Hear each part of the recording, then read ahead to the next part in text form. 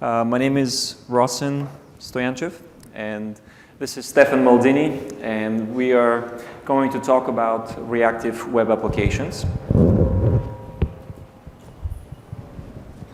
How many of you attended the first talk, the Intro to Reactive Programming?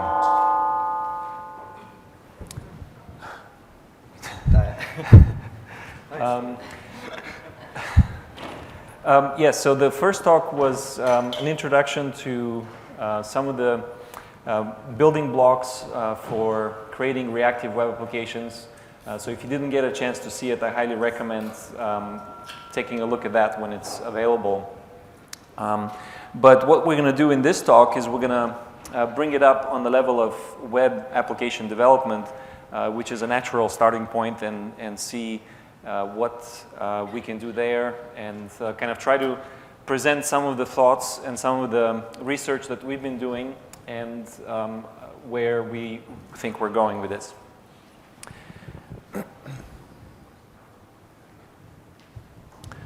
So the first question, we're going to start with a question this time. What brings you here?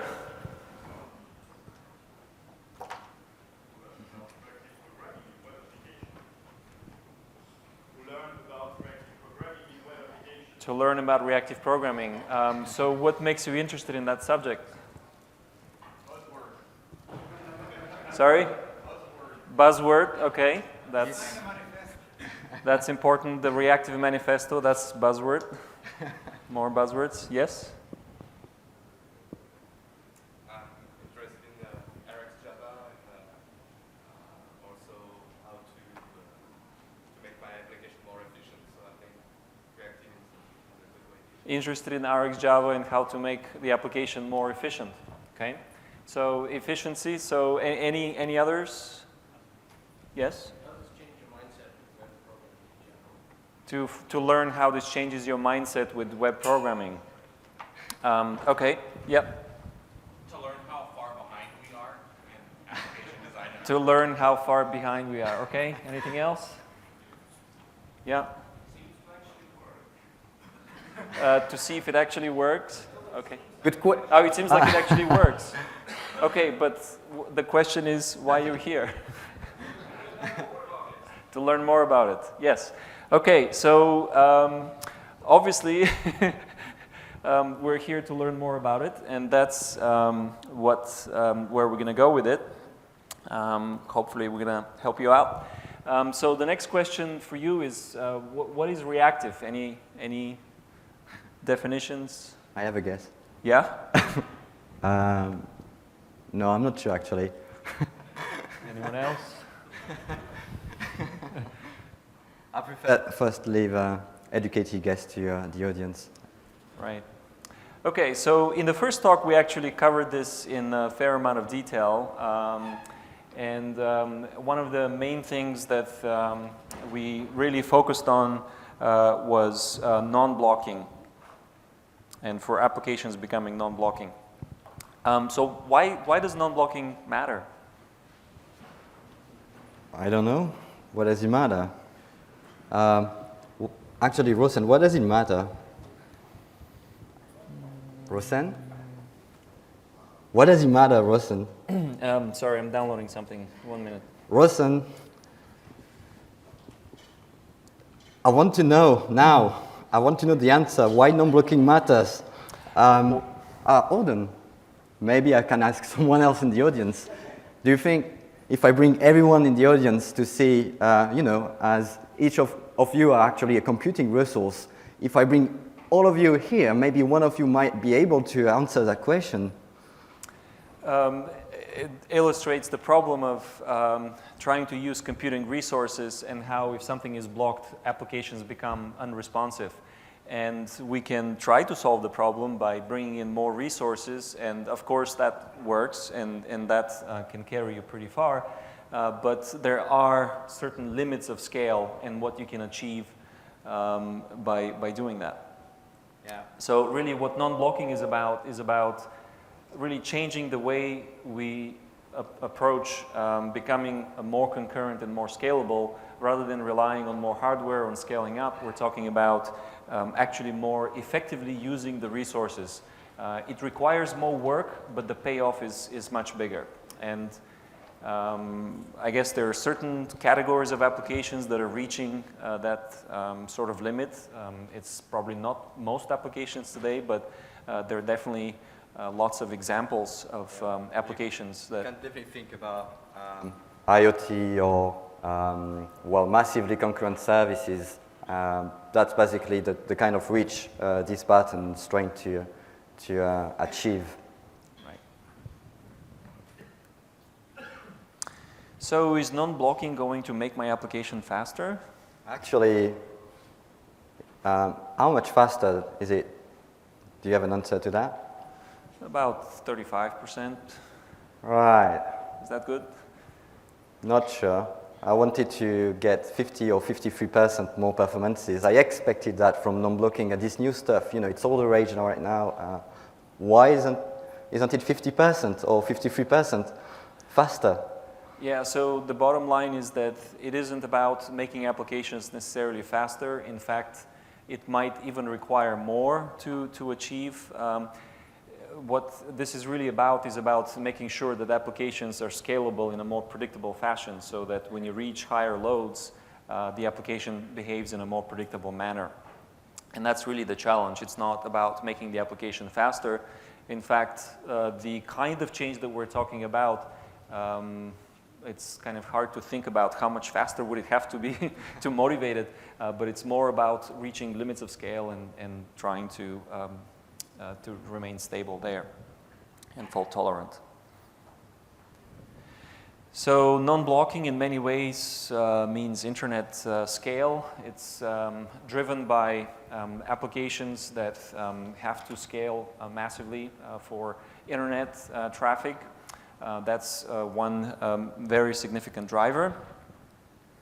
And also in that same venue, in that same line, cloud-native architecture also strongly implies the move towards non-blocking, because with cloud-native architectures, very naturally, you decompose and you have a lot of microservices and a lot of calls to remote services that you want to then aggregate and send responses and stream responses. So in that scenario, making effective use of resources is crucial in order to achieve the kind of scale. New architecture, new challenges. Yeah, exactly. And actually, you see, the point, even in this sequence diagram, is not really about how much I got from how much faster is it. It's actually the number of doji we can accept now, which can actually annoy a human or start using the bark service. So more doji in parallel might receive this bound JSON packet now.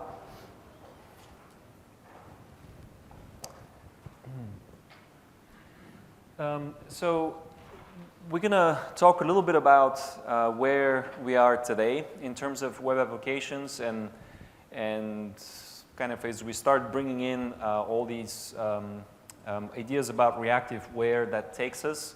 We're going to try to paint a picture, essentially. And then we're going to do some demos. We're going to show some specific examples with frameworks that are available, libraries that are available today. Just to demonstrate some of the concepts. And at the end, we're going to show a little bit of a preview of what we're doing for Spring as well in this space. But I do want to say that a lot of the things that we're talking about here are forward-looking. This is very much an emerging space.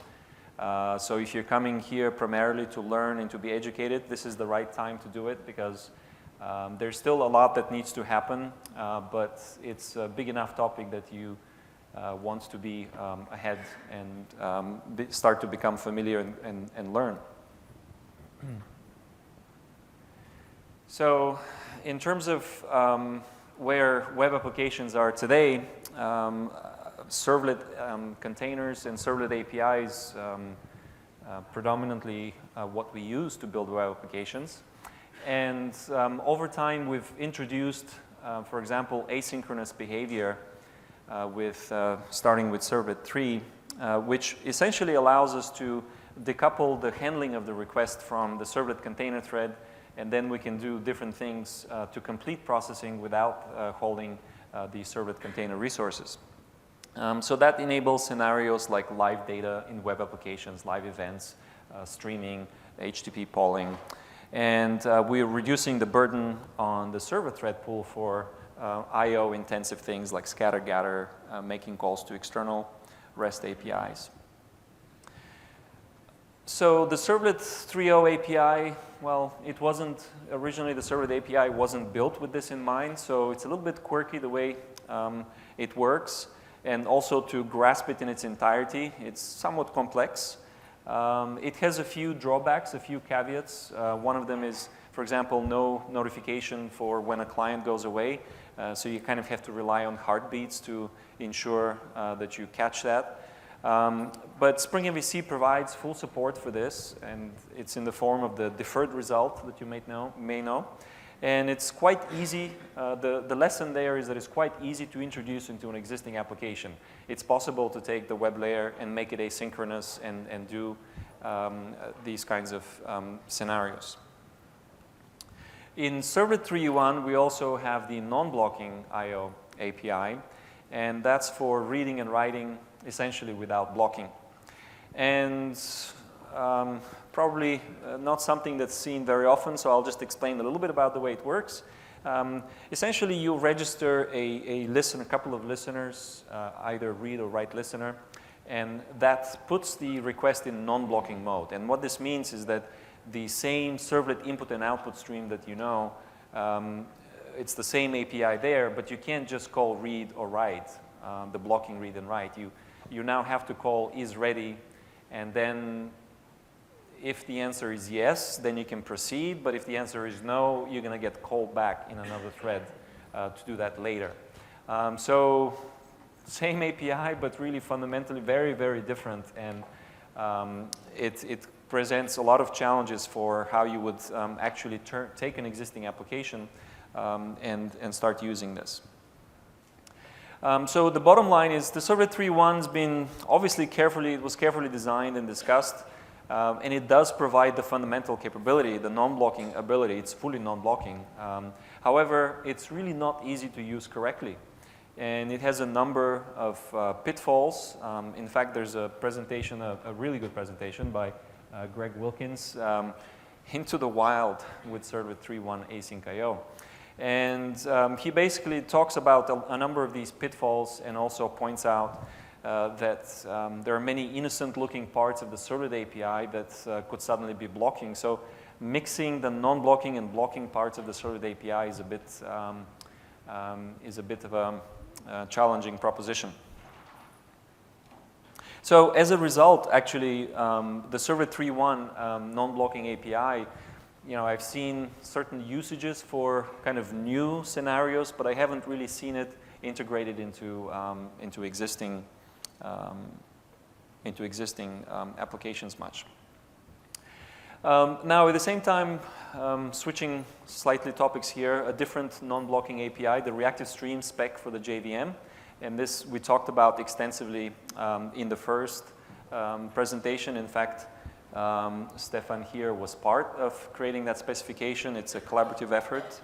So, actually, a lot of the kudos come from the reactive extensions guys, and TypeSafe was really active in the proposition.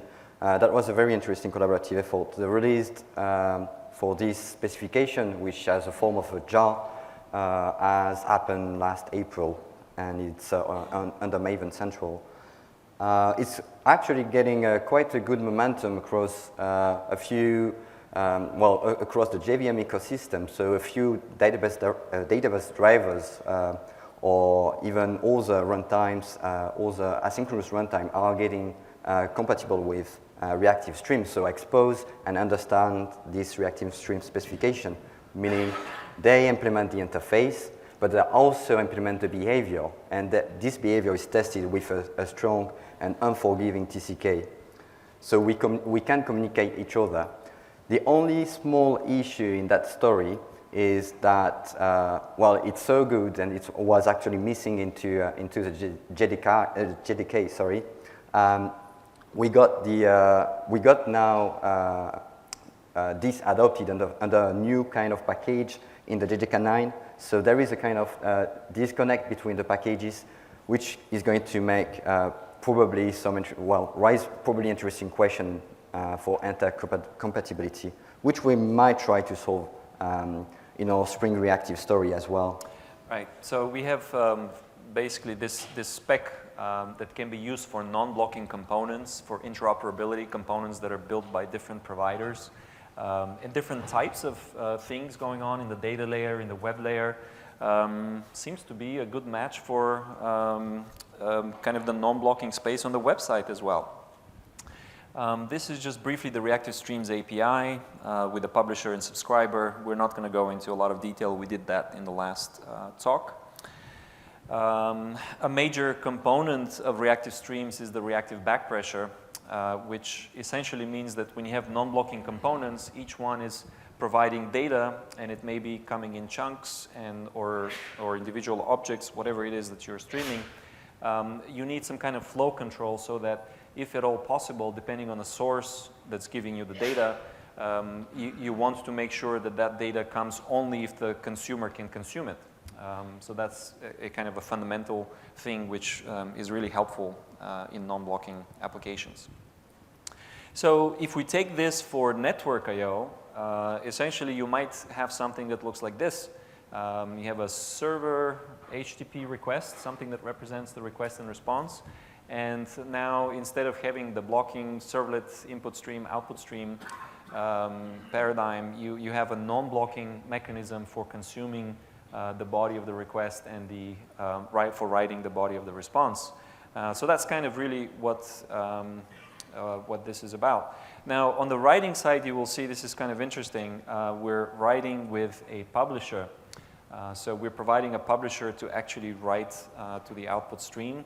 And we're also returning a publisher to indicate when that operation is complete, so we can consume that. So you can see how in a non-blocking world everything becomes kind of a notification and a callback. And we'll talk more about that a little bit later. But just to drive the point, this in comparison to the input stream, output stream that we have today. So can we do reactive streams over servlet runtime? Sure. Servlet 3.1 actually has the non-blocking capability. It's there. And reactive streams is a non-blocking API which has the appeal of, it's going into JDK 9. It's already starting to get implemented by different kinds of component providers and database drivers and so on. So it kind of makes a lot of sense to adopt this in the web layer as well. And in fact, the Jetty guys are already proactively investigating this. And there's been a variety of places where they're asking questions and clearly talking about it. And ultimately, the idea is that you can have a reactive streams pipeline which propagates flow control all the way from the database driver to the HTTP connection writing to the response, and that's kind of ideal foundation for non-blocking. It's also a good point to address stability issues, because I think the strongest difference is now we have a predictable volume of in-flight data. Basically, you can force all along the pipeline a number of given result from a database, for instance, and you don't have to pull proactively or every time the entire data set, for instance, or row by row, for instance. You have something a bit more adaptive, actually, and depending actually also from the consumer load. If the consumer, the client maybe from your HTTP server is not ready to consume the request, we're not going to try to pull at first the result. We're going to wait him for getting ready to get the next result. So that means we have a kind of lazy deferred loading, but also a kind of maxed capped volume of messages, which is a nice property of this pipeline.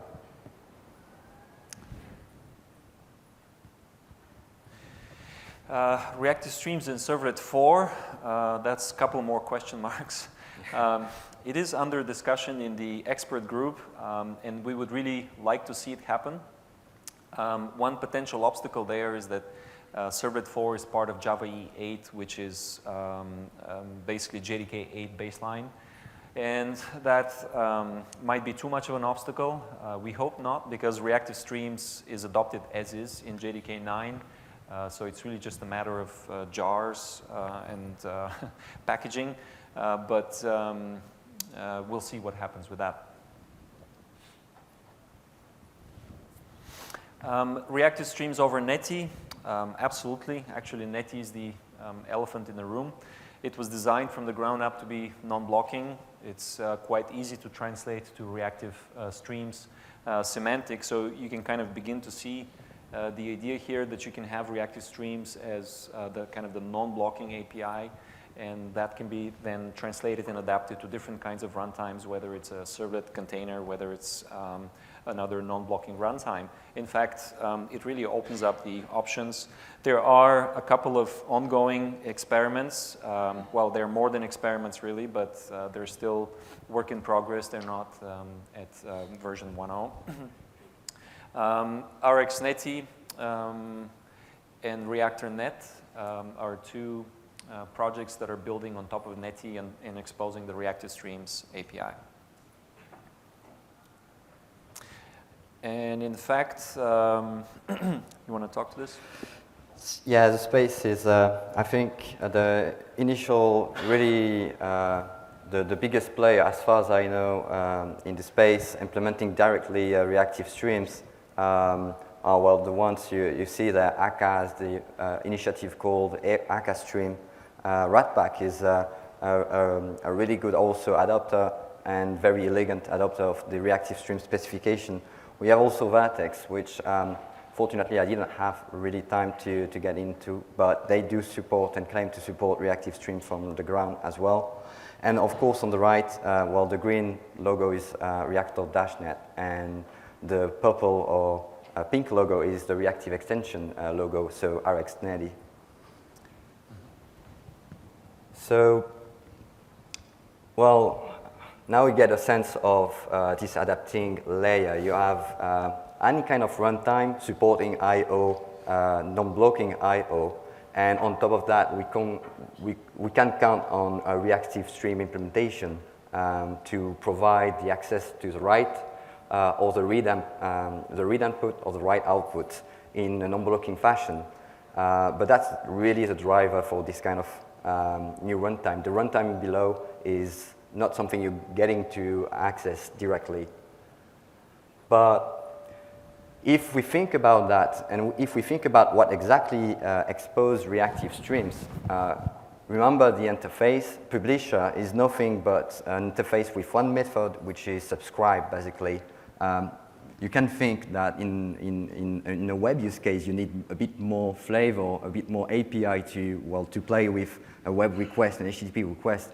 Having a subscribe is not going to be enough to, well, to deal with headers, for instance, cookies, or, you know, all these kind of HTTP stuff you might expect, and you already see in a servlet API. So the web framework is something that probably we're going to be used in the future, and that probably also where Spring Reactive initiative is trying to position itself, trying to provide an unopinionated layer on top of this API, but providing also the basics of the HTTP messaging and maybe HTTP2 messaging or all the alternatives. Request mappings, type conversion, all yes, that good stuff. Exactly, especially type conversion. I got that in mind as well. We talk about that later. And on top of that, well, once you have a web framework pulled into your application, you have your application which is going to access this non-blocking API through the web framework. And eventually, as Rossen said, in the ideal world, you also you are exposed to all the reactive use cases, all the non-blocking use cases. So if we talked about non-blocking database driver, or in a microservice or cloud-ready architecture, if you're talking about calling a remote service for well, delegating or message passing, or, you know, completely decoupled cloud-ready architecture, or even calling a message broker if you're sending a message to Kafka or RabbitMQ, And this can also be decorated. Actually, there are also already drivers, reactive stream drivers on top of the Kafka and the RabbitMQ drivers. So all these use cases are something that your application might also want to use to connect the pipeline from the web, the I/O to, well, to the use cases like forwarding the messages. But, the big question then is how the application makes, the connection in between reactive libraries it's using for providing the data, for instance, and actually sending these messages to the client in a non-blocking fashion. How do you compose these asynchronous libraries, these asynchronous maybe results? And this result might be from 1 to n number of results. If you think about connecting to a broker and forwarding, piping actually the data from a message broker to a client, maybe using WebSocket or SSE or whatever, it's a sequence of events you're going to forward. So it's not necessarily like going to be a single result. It's something, a continuous stream of data. So, yeah, we kind of covered this in the first talk in a little bit more detail, but effectively the Reactive Streams API is a component, is a spec for a non-blocking interoperability. It's really not designed to be something that applications use very directly. If you start using the publisher-subscriber contracts, they implementing them, those are callback-based APIs. They're not really meant to solve that particular issue. They are just meant for libraries to be able to communicate with each other. But in order to work with streams and avoid the nested callbacks, you really need something more declarative, something like the Java 8 Stream API to work on that level where you're declaring what should happen, but something underneath is actually connecting those publishers and subscribers and dealing with those callbacks. So the question is how to attach further processing once you're dealing with publishers. That's where the idea comes with to basically have not just a publisher, but a publisher plus some kind of operations. And those operations allow you to work with the streams in a way that's actually easy to read and easy to follow in applications. Well, you might not agree with the easy part initially, yes. but certainly an alternative to the nested callback style. That's really what we're talking about. So here is an example of an API.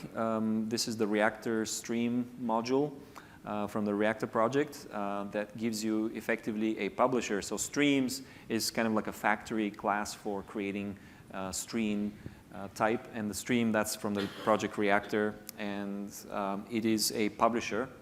It actually implements the publisher interface, but it also gives you various kinds of operations. So in this case, it's actually an example of taking a collection, or rather just a few elements, and then applying the take operator, which means take the first two, then a map operation, and then consuming that. This is not a necessarily example that you can connect to some of the other things we looked at before, but just to give you an idea that there are these kinds of operators.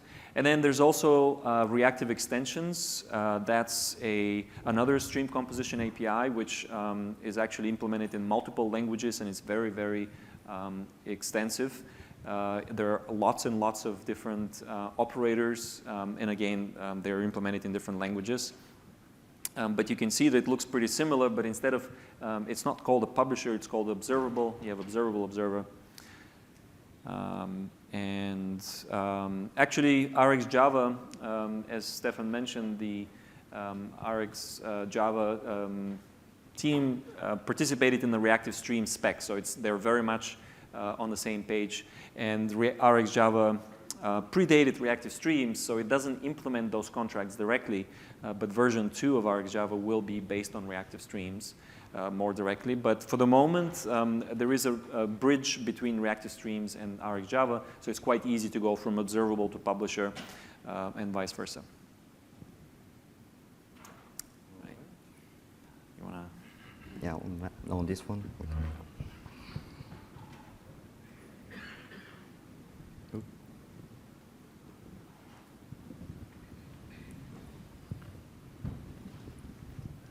All right. So I think from that stage, we'll see there is a lot of example going on, because we wanted to be a bit more concrete and see that, give you the flavor of what's going on actually in that space and how it looks like actually when you start implementing it. Because especially with the web use cases, we all probably relate to a web use cases, so we can translate in our mind how that used to work and now how it starts looking. Well, it should look like that, but it starts looking like. Any questions before we get into the demos on any of what we talked about so far? You guys learning? Okay. All right, so what are we looking at? So I think it's good like that. I think you... Can you see in the back with the font? Yeah, can you... Anyone want it larger? A bit larger, maybe. Okay. Right. So it's very simple. It's basically, well, it's very simple. Everything is relative, but it's the starting point is a main. This is Reactor.net. And this is Reactor, the Reactor.net module, which is part of the Reactor family. And well, if you don't start the application with the argument server, it will start a client, otherwise start a server.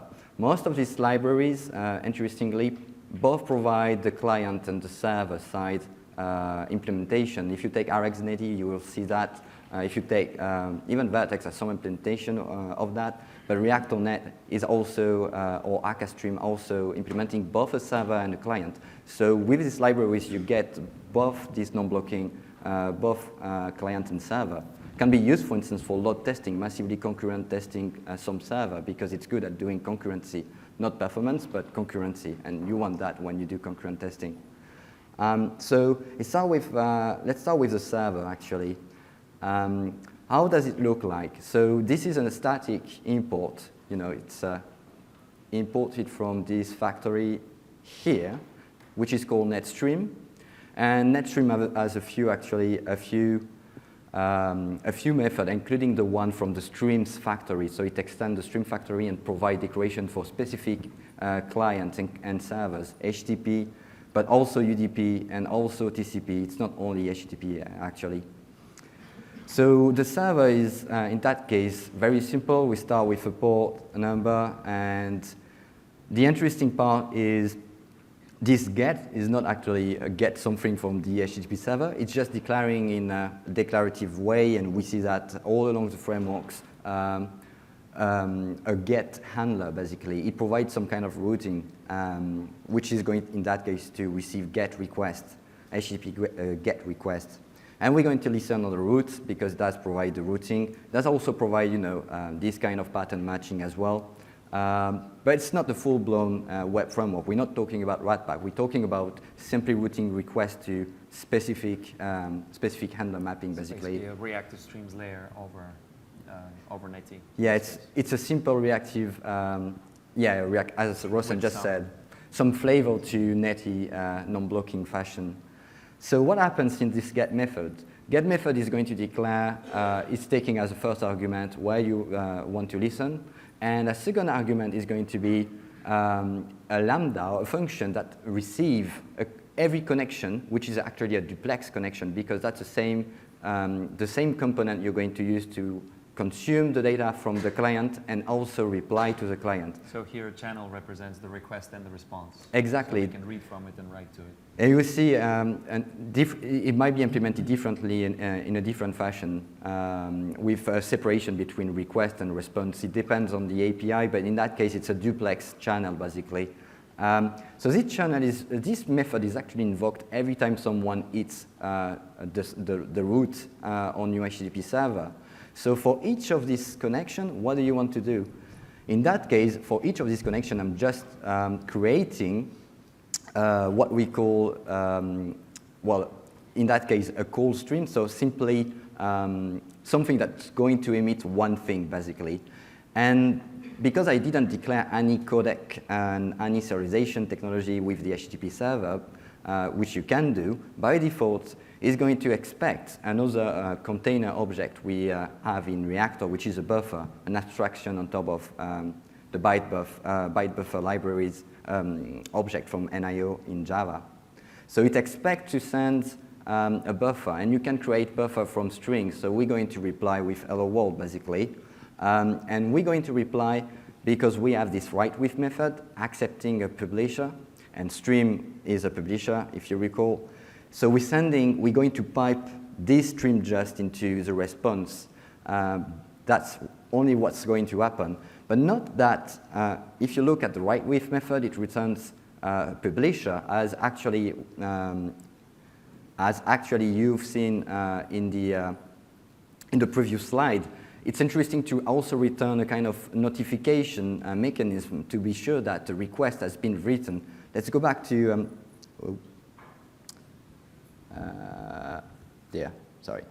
Let's go back to this. What does it mean exactly?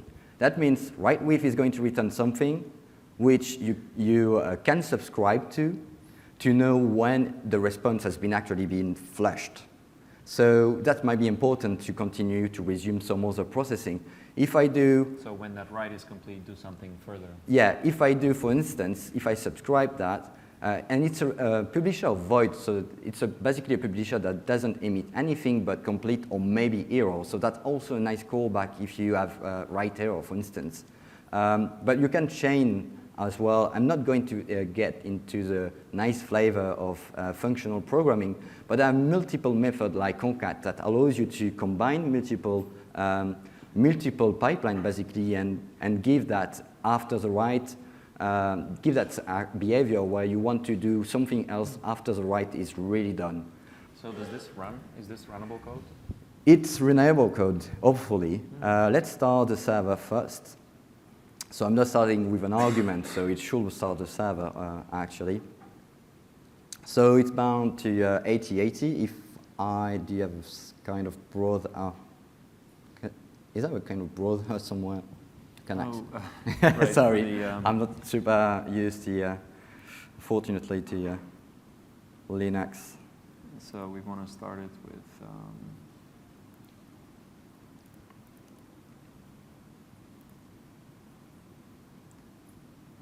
the argument client. Is that it? Yep. Oh, you already have it. It's fine. It's just there.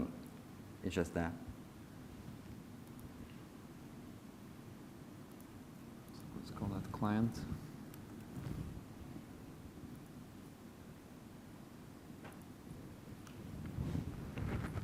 So, well, that's the HTTP client, which I'm going to demonstrate. But actually, if I do a simple... Make that a little bit bigger. Yeah. So I'll change that to 24. Yep. Right. If I do, yeah, you do have that. If you add localhost 8080, well, I didn't have the return line, but you obviously see the point. It's returning hello world. I could do that from HTTP browser. So I can do that with my application today. Can we do something more exciting, some kind of a stream? Yes, obviously. Well, before getting to that point, just to get the flavor of the HTTP client, what you will see if you start the client is actually very, it's very similar to the server flavor, except that actually you get you can get a specific URI you want to hit basically, and interestingly, what it does return is the publisher of the reply connection. So same thing, it's a channel, so you can use that to when you receive the connection to start sending data to the server. Or you can just listen for the data coming back from the server. It's up to you. In that case, I'm just listening to the server, and I convert the buffer as a string because I didn't also declare any codecs or whatever serialization technology. I received directly byte buffer, and I need to convert them into something the logger can actually display. That's why you see hello world there. But yeah, that's just the initial flavor. What actually, You could do that with simply a servlet API, whatever. I mean, it's not the point to do a hello world. But when it starts getting more fun, for instance, I'm yeah, the other one, sorry.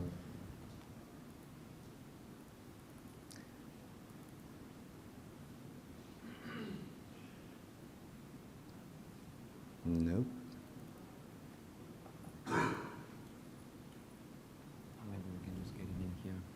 Yeah, I'm going to get in.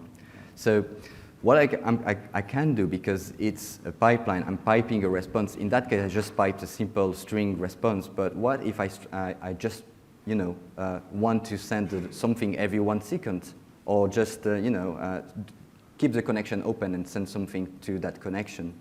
I can do that because there is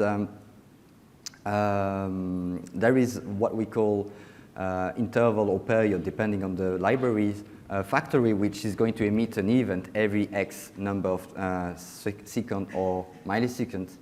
Let's do that with 1 second. By default, it's in second units. And what I'm going to do is just to transform the increment emitted by the period. It's going to emit actually a sequence, 1, 2, 3, 4, every second. So is this timer based? It's a timer, yeah, it's based on a timer, but not a blocking sleep or whatever. It's based on what we call also a hash wheel timer, asynchronously finding the right time to send more sequence. So if I get this increment there,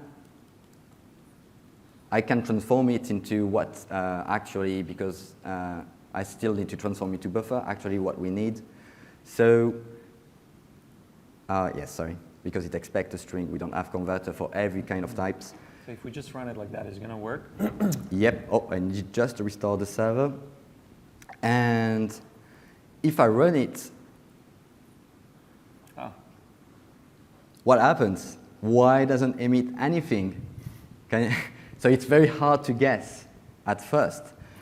But remember that publisher and subscriber in Reactive Streams world expect a request. And what we use in this behavior is actually interesting, and that's the same case for RxNetty, as we will see. What we expect to see is a completion of the period. Actually, period is never completing. Period is actually an infinite thing, incrementing. We can, we can add the log statement here, which is another operation, just using the log. And you will see that it does something, actually. I need just to connect to it. It does something, so it receives a request and it starts emitting, every second it starts emitting something. So is it not flushing, maybe? So the problem is more about why doesn't it write to the I/O? Why doesn't it respond back, basically, to the client? So when we're streaming, when do we flush, actually? We got a stream of numbers going. How do we say we want to flush? Well, that's the thing. To flush, we need a signal to say we have our response completely ready, and we need a complete signal, what we call incomplete. So for instance, in that case, I can force an incomplete signal after 10 elements if I want to. So that only means, and you will see that behavior actually, that only means that because I'm going to trigger an incomplete event after 10 elements, you will see actually it's counting 10 seconds. Did I connect, by the way? Yeah. Yeah. So now or never, maybe never. I should have left the log in case. I don't know if actually are we connected.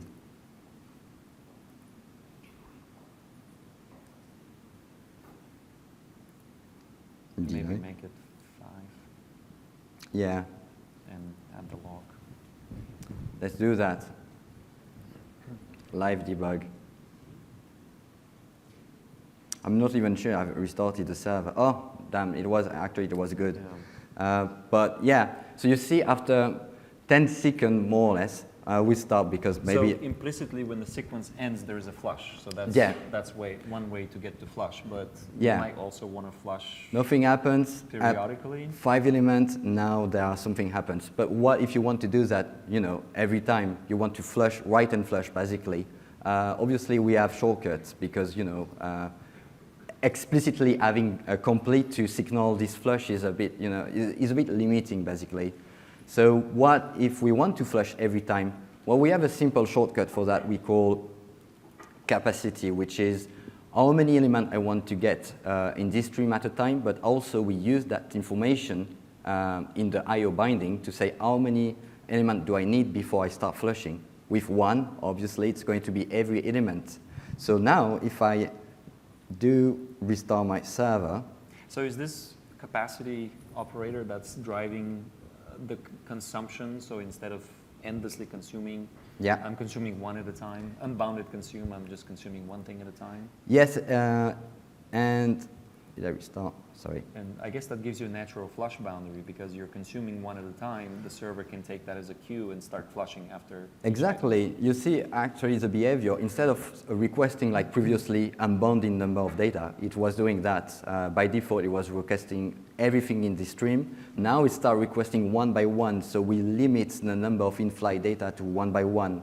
Only after it has been flushed, we go somewhere else. So this is reactive streams in action, requesting items? Yes, that's exactly the specification. The RxNetty is requesting and saying, I can write one. Yeah. And then the period stream is giving one, and they keep going like that. Exactly. Every time we have a flush, we continue requesting a new element. Every time we have a flush successful, actually, we continue requesting. And that's why now the difference is you see eventually things happening in real time. We don't wait for a full sequence to flush. Every time we get something, a new element, we just flush it. That's why the client is real time. So couldn't we just insert flush somewhere in that chain and say flush at this point? Would that be an approach that would work? It could be the case if you. So there are different techniques, obviously, if we don't want to do capacity 1. Sometimes you want to do, you want to have a condition to flush. You don't want to flush every one. You want to flush every, I don't know, something happened, you want to flush. Or maybe you have received 10 elements or 1 second have elapsed. You want to flush after this condition only. That's where functional programming is quite useful because and flush sounds a little bit imperative, right? If we put that right in the middle of the chain, it's basically what exactly are we flushing after?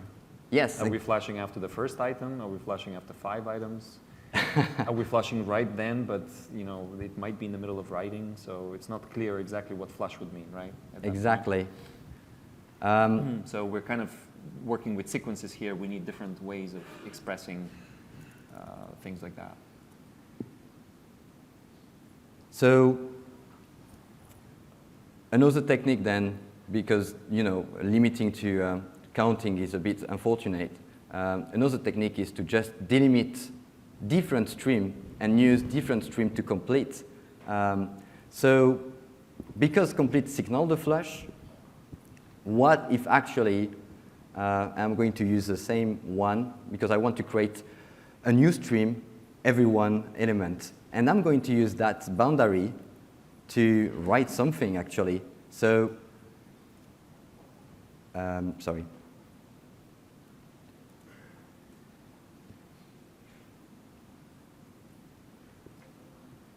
Oops. So every one, I'm just creating a new. I need to transform it into a buffer again, so that's a bit more code, but I shouldn't have removed the previous thing. So I take the number. Oh, actually, I'm stupid, yeah. I'm creating it here. Yep. Plus n. So what does just that mean is we have created, we receive, sorry.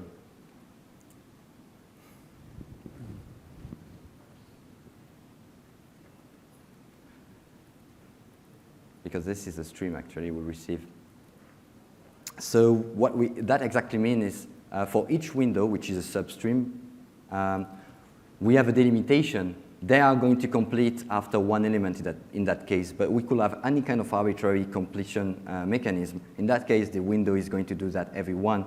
So we have a delimitation we can use to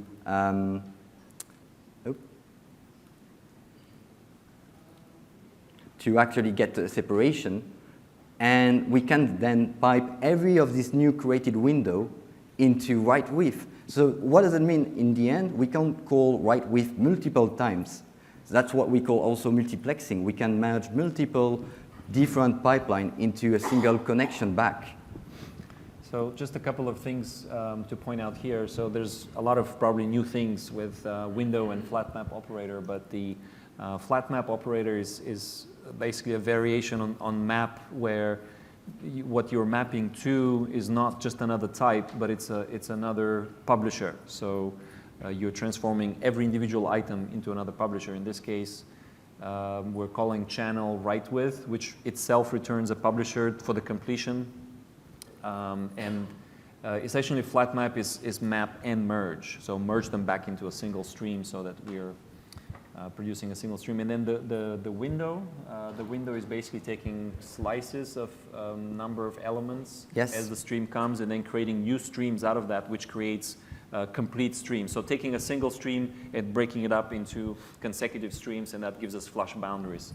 So yeah, it's a lot to absorb at first, but as we said, we're not going to explain the details of how operators work. That's basically something that you'll have to spend some time to get comfortable with. But essentially, once you start working with streams, you need these kinds of operators to operate. And probably the easiest way to summarize is just to say that there's only so many things you can do with streams. You can filter them, you can reduce them, you can transform them. And that's really what a lot of these come down to. And it takes some time to learn them, but they're absolutely essential for doing stuff like that. Right. Do you want to get to the RxNetty one? Yeah, we can show it, I guess, a little bit. Right. So you started seeing the flavor of this API, and you will see there is a strong correlation between different implementation. If we jump to the RxNetty one, you still have the same starting mechanism, but the server, there is a static method as well where you create a server past the port. Actually, they pass in the start directly because RxNetty doesn't have yet routing. So actually, it's going to listen to any kind of HTTP connection, and you have to do the routing yourself for now. So for every connection happening to this HTTP server, we get a request and a response, different mechanism from having a duplex channel like in Reactor. It's properly separated into request and response. And the response actually have the write method accepting the observable, so like in Reactor-net, a write with. And you can consume the request by just consuming and subscribing to it with the get content, which return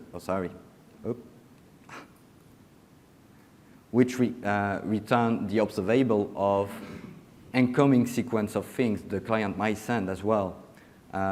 In Reactor, you consume, it's a stream. The channel is directly a stream, so you can directly consume it. But now in RxNetty, you have to get specifically this by this input by getting the get content. So it looks very similar. It's quite similar. The only difference thing is the way they handle the flush. So instead of using a capacity mechanism or using windowing, so instead of supporting multiplexing directly, they implement what they call a flush selector, which is going to be a function you pass as an optional argument to the write with method. And this function is saying, basically, given this item, should I flush or not? Or maybe that's the item that was just written. Yeah, that's the item we're about to write. So in that case, what I'm going to do, because I'm sending like the periodic operation in Reactor, this is just sending an increment every 1 second. What I'm going just to do in that case is every three elements, so that's why I parse it, because well, I convert it to a string, that expects a string. But for the count, I just use the number. So every 3 elements, every 3 increment, I want to flush. But if I want to flush every time, I can just do that. Basically, that means for every item, I want to flush. Or for specific condition, I want to flush. So that's just basically the difference. Since you can call, in that case, multiple time white with no multiplexing. Switch back to slides. Yeah.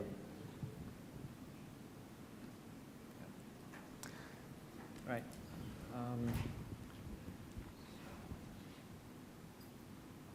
The back pressure demo.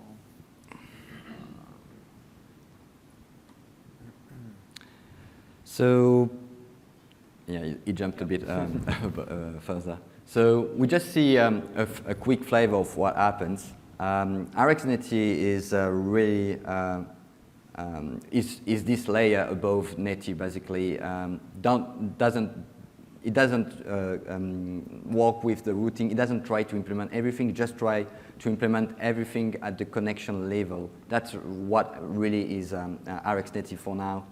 It might evolve in the future because it's currently 0.5. You can see also the maturing aspect of this ecosystem. But for now, it works at the connection level. It provides, as I said, the TCP, HTTP. I didn't mention they also provide TCP client and server. And as you've just seen, they decorate the read with an observable. Get content is an observable. And if you request data to it, it starts reading the connection. If you don't request data to this get content, it doesn't read the connection. That has interesting behavior, as we might see later. In the writing side, it also implements a subscriber, an Rx subscriber for now. It might evolve in RxNetty too, which is consuming every on next to propagate that, to forward that to the connection and request more on flush. It doesn't give, well, in RxNetty, it's constant for now. It requests one by one. So you might also think about that when you implement a pipeline. If you didn't want one by one, well, you need to deal with that, basically actively with an operation. And it has quite changed between 0.4 and 0.5 with the back pressure support because RxNetty and RxJava didn't implement back pressure at first. Now in 1.1, it does have this support. So it has been easily lifted, and there is a big page explaining why and the benefits. Then the same thing actually for ReactorNet, except now we directly use the reactive stream specification. So the read is going to be a publisher. You can subscribe. A stream is a publisher. And the write is going to be a subscriber, but as in reactive stream, not the RxJava one. But very similar. The position of ReactorNet is not necessarily to only do Netty.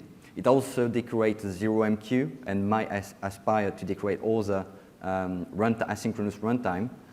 And it provides, in addition, which I think is a roadmap as well for RxNetty, UDP interaction. So, well, I mentioned a few times Reactor, but now I guess, well, you already probably attended a few talks mentioning Reactor. ReactorNet is just part of this suite of tools we have in the Reactor project. And we suffer as a lot of libraries in that space from rapidly evolving API, and the point is to get to a stable, mature API-wise, something consumable for the users of this API with the Spring 5 reactive story. So we talked a bit about back pressure. Shall we jump on that? Yeah, we can take a look. Right.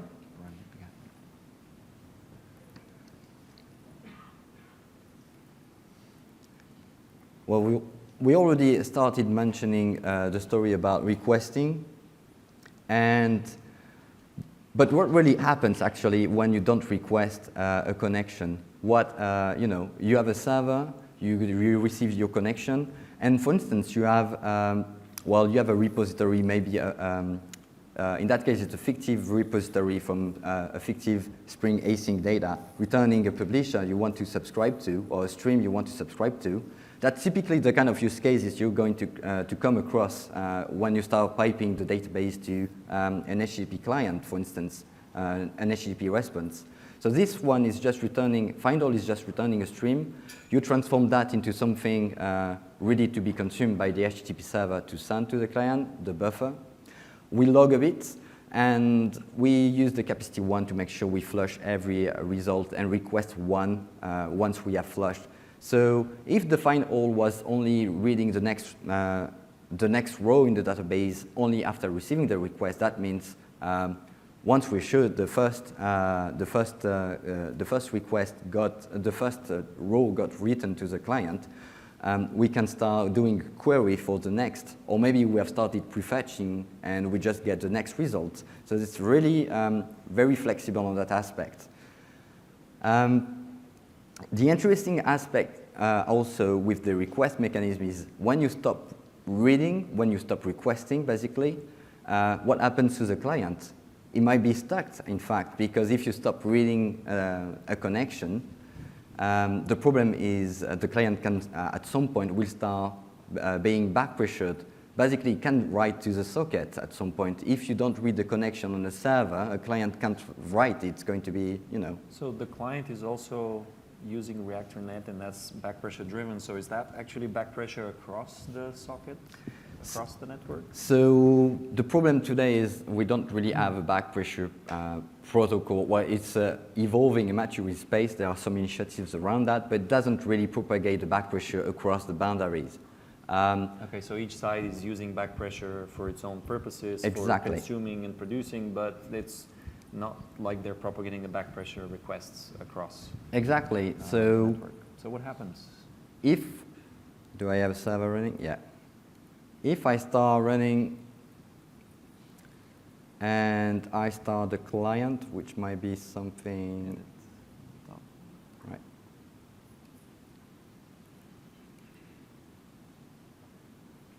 Is there an edit somewhere? Up here, drop down. Oh, yeah. Yep. If I start the same with the client, oops, sorry.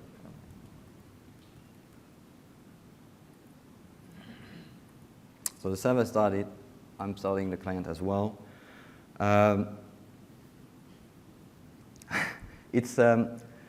So it's quite interesting because, well, there's too much output, so I'm going to stop the client. So the find all in repository, if we have a look, is returning a lot, like a massive lot of data. It's returning long max number of data. And how it does that, basically range from 1 to long max. And for every single element, we're going to return new bytes. And quite a heavy, actually, 80 kilobytes of data, random data, filled in this byte array.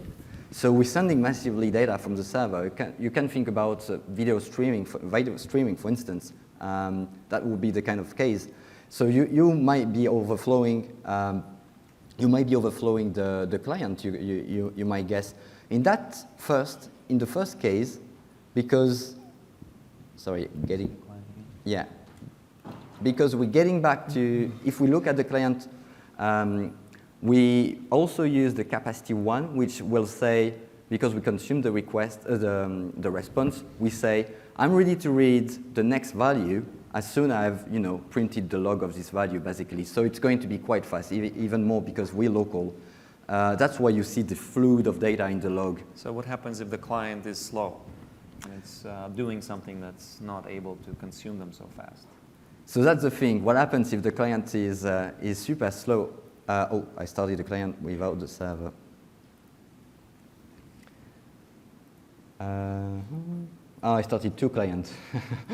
Sorry. Let me just start the server. I think I need to edit, yeah. Duplicate it. And then here, duplicate. Yeah. Right.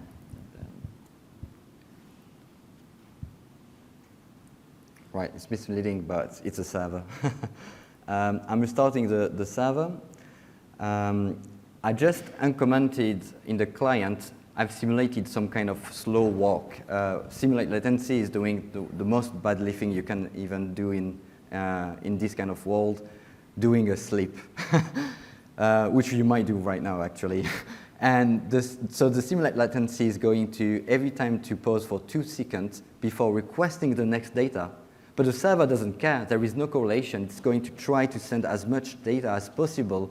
But why? That's the interesting aspect. There is no correlation between the client and the server back pressure.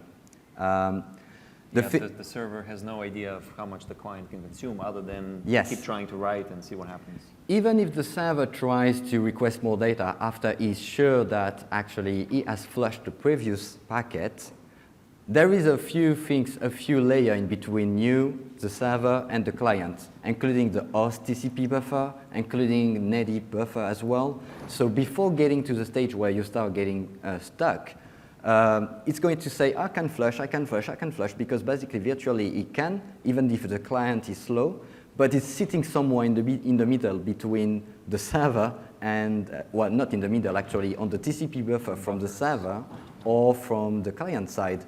So you're not going to observe immediately from the server side.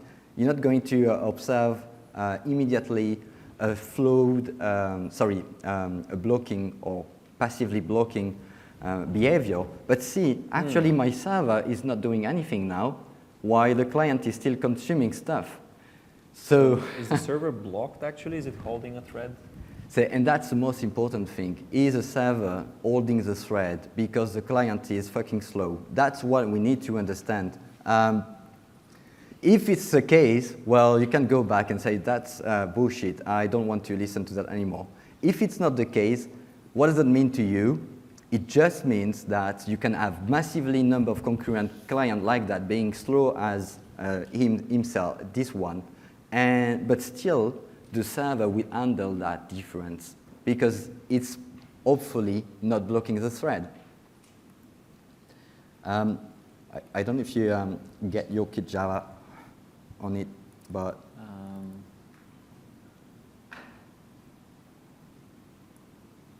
yeah, let's use the stack actually. So we see that the thread it's using to send the data is actually the Netty thread, which is something -io. It might be above. And what we're looking after basically is something like blocked or sleeping or waiting. But if you look at this, well, maybe it's, I don't know if, yeah, no, you can see that. If you look at this, except for the reference handler, which is another JCast thread, none of the threads from the server are actually waiting or blocked or sleeping. They are all in runnable state, ready to process another request. Oh, this changed. So it is writing very slowly, but it's writing. It's still writing. It's still connected. Since the last time we took that. But the client is slow to catch up. What happens from the server side is basically at some point, it doesn't request more data. So if it doesn't request more data because it couldn't flush the previous one. So this is a kind of natural back pressure because at some point you can't write anymore. Exactly. If you can request more data, if you have component in between writing and fetching data from database, for instance, if you do even intensive processing, transformation, or whatever, none of that is going to happen until the server can actually do the work of writing the response. That's the big thing about this new kind of libraries. So I think we need to. Yeah, right. Yeah. So I think we're getting running out of time a little bit, but yeah. So there are different, I guess, considerations around applying reactive streams to network I/O. We do have another example with scatter gather that I guess we can show quickly as well, because that's closer to what you might be actually doing in an application. This one there.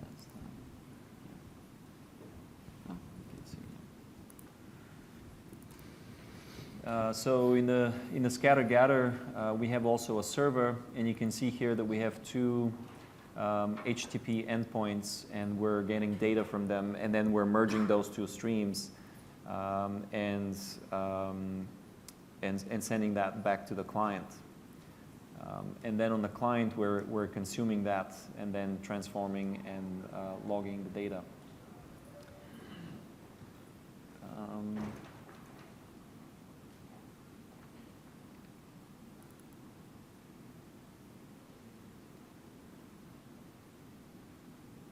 Right. So we have a variety of examples, but unfortunately we are running out of time a little bit. But just wanted to also mention a few words around what we're doing in this space. So we have a project actually called Spring Reactive, which is experimental work towards Spring Framework 5. And we'll post the slides, and you can get the link to the project. But it's basically Spring-Reactive on GitHub. And as I said, it's experimental work towards Spring Framework 5, and it's a reflection of a lot of the things that we talked about here, which is selecting non-blocking runtimes in a non-opinionated fashion. In other words, if it's non-blocking, we can support it. And then applying reactive streams on top of that in order to abstract the runtime and to give a common way of working with those runtimes. And at the moment, we're working with, as I said, Netty, JD, and Tomcat for the reactive streams over Network.io. Well, we have RxNetty, so we're building on top of that instead of doing the reactive streams ourselves. ReactorNet is another example, as you've seen here. They both provide a kind of a minimal layer on top of Netty with reactive streams, and we can build on top of that to give the kinds of things that we normally provide with request mappings and type conversion. I mean, there's plenty of questions to be solved on top, and that's really where we're trying to focus. We also have, obviously, to work on JD and Tomcat, we have also a reactive streams abstraction on top of Servlet 3.1 non-blocking. But effectively, that becomes just a non-blocking layer underneath. It's not something that's visible above. And here you see some examples. If you go in the repository, you'll see that we already have some tests that execute on these runtimes. So this is an example with a controller method which is consuming a stream of JSON serialized person objects, and then it's doing some kind of transformation and returning another stream. And this is running through and through on reactive streams. And the same thing, we adapt to whatever composition library is likely to be used in the application. You know, taking a publisher directly is not probably the most likely, the most obvious situation. Most likely you will take some sort of composition, use some kind of composition API. So in this case, you see an example with Reactor Stream doing pretty much the same thing. And there's also an example with RxJava Observable. So hopefully this gives you a kind of a high-level idea of where we're going with this and what we're trying to do. There's also, in terms of using reactive extensions, that's the operators that RxJava, for example, implements. It's also something that can be used on the client side. So for example, we won't have time to demo it, but we do have a demo with RxJS on the client side, taking a WebSocket stream and then processing the data. There's lots of stuff that can be done with reactive extensions on the client side, the same concepts, and once you take that skill from the server side, you can use it on the client side. So here we're consuming a stream, and then as the data comes, we're doing updates, unpacking the CSV using these kinds of data pipelines. So thanks for listening, and we want to give a little time for questions. Yep.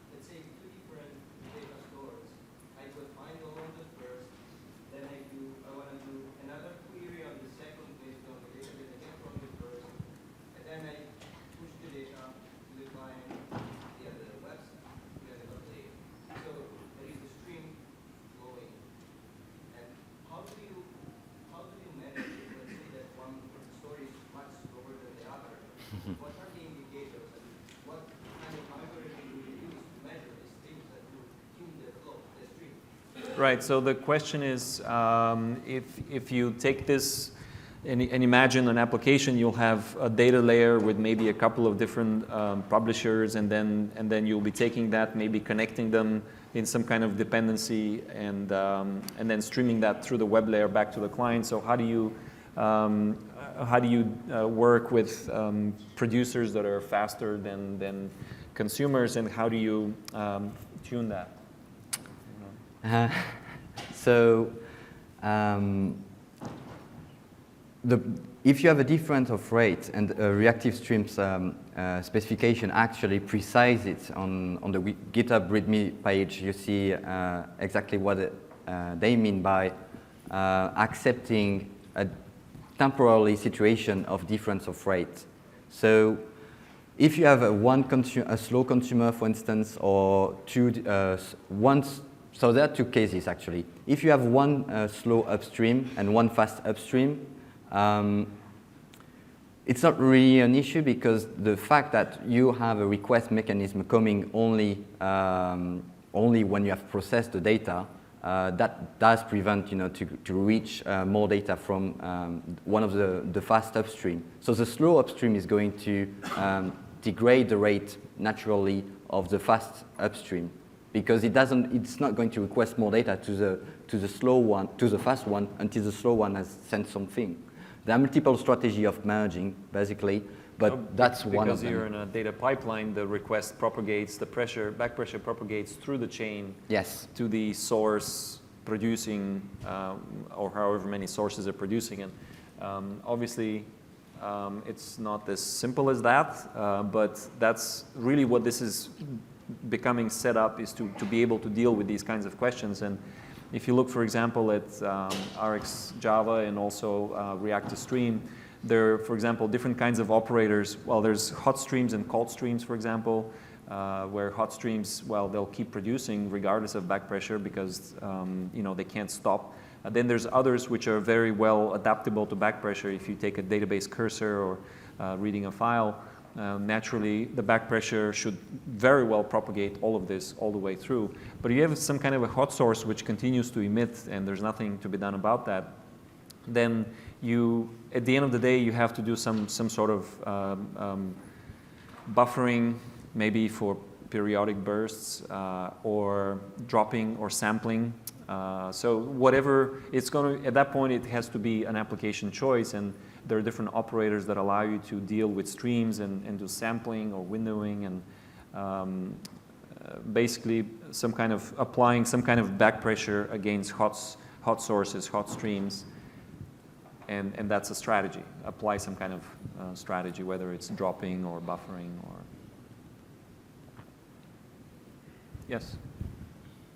Speaking of data source, is there any work being done on the JDBC spec to turn it into a non-blocking specification? I'm not aware of any work on the JDBC spec itself, but I know that Reactive Streams as a specification is gathering momentum, and there are already data stores, while Couchbase and Mongo are providing asynchronous, for example, drivers. And I guess Postgres has now an async JDBC driver, and there are other solutions in the space. So it's starting to happen. I think there will be kind of gathering. There's going to be an increasing momentum in this space as more and more options begin to appear.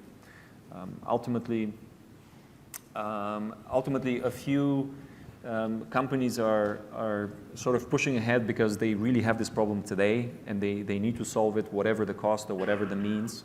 But eventually, little by little, this is going to become more and more mainstream and more accessible, and more options will become available. And at the same time, there are alternatives for integrating blocking I/O into these kinds of data pipelines. So that's definitely going to be happening at some point. You'll need to do something blocking because it's not available in non-blocking mode.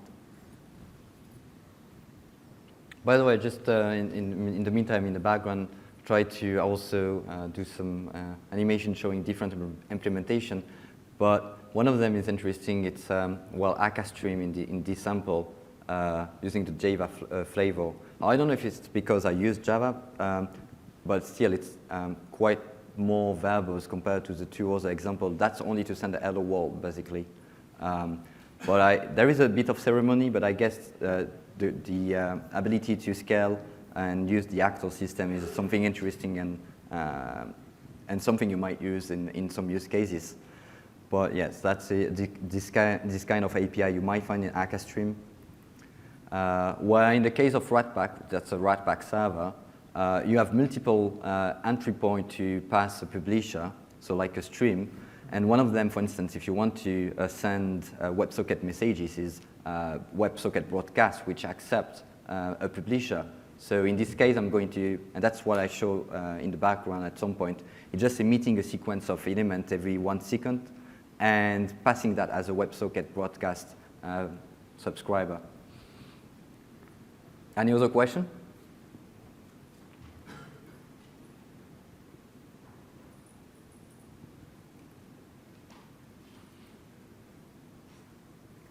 Okay, well, thanks for listening. Thanks for attending. And if you have any further questions, feel free to find us. Thank you. Thank you.